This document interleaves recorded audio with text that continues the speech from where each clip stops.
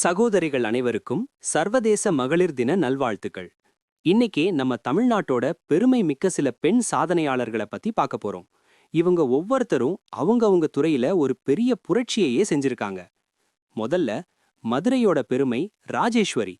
2025ல நடந்த யூபிஎஸ்சி எக்ஸாம்ல இந்திய அளவுல இவங்க 2வது ரேங்க் எடுத்து அசத்திருக்காங்க.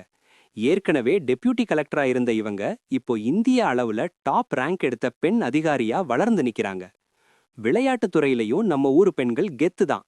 பாய்மரப் படகு போட்டியில ஒலிம்பிக்ஸுக்கு தகுதியான முதல் இந்திய பெண் நேத்ரா குமணன். அதேபோல 39 வயசுல ஜப்பான் ஓபன் பட்டத்தை ஜெயிச்சு வயசு வெறும் நம்பர் தான் நிரூபிச்சிருக்காங்க ஸ்குவாஷ் வீராங்கனை ஜோஷ்னா சின்னப்பா. செஸ் உலகத்துல கிராண்ட் மாஸ்டர் வைஷாலி ரமேஷ் பாபு ஒரு பெரிய சாதனை படைச்சிருக்காங்க. இவங்களும் இவங்க தம்பி பிரக்ஞானந்தாவும் தான் உலகத்தோட முதல் அக்கா தம்பி கிராண்ட் மாஸ்டர் ஜோடி. அப்புறம் மோட்டார் ஸ்போர்ட்ஸ்ல உலக பட்டம் வென்ற முதல் இந்திய பெண் நம்ம ஐஸ்வர்யா பிசே. அறிவியல்னு பார்த்தா இஸ்ரோவோட குரலா இருந்த வளர்மதி மேடம். சந்திராயன் 3 வரைக்கும் அவங்க குரல் தான் கவுண்ட் டவுன் கொடுத்துச்சு.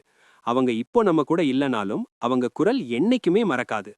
அடுத்ததா சிஎஸ்ஐஆர் அமைப்போட முதல் பெண் தலைமை இயக்குனர் என் கலைச்செல்வி. லித்தியம் அயான் பேட்டரி தொழில்நுட்பத்துல இவங்க ஒரு உலகளாவிய நிபுணர். இவங்களோட பயோபிசிக்ஸ் ஆராய்ச்சியில அருணா தத்தாத்திரேயன் மேடமும் ஒரு முக்கியமான சாதனையாளர்.